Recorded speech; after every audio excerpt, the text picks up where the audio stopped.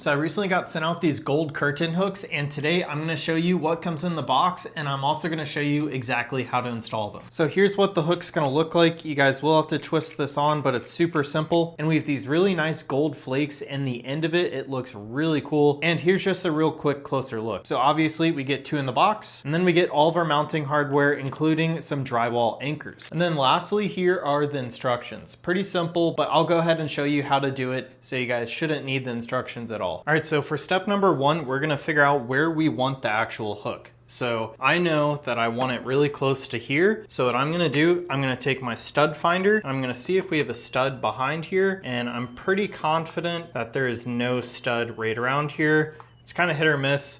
So I think I'm gonna try to install drywall anchors just in case. So personally, with our setup, we want this right around 40 inches from the ceiling.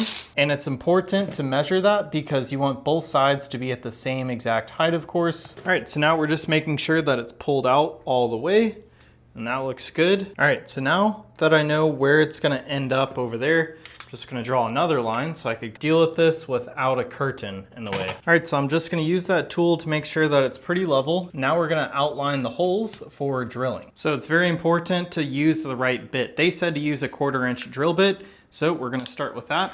Obviously, make sure that there's no electricity back here. That's another reason why I use that stud detector, because it does look for that as well.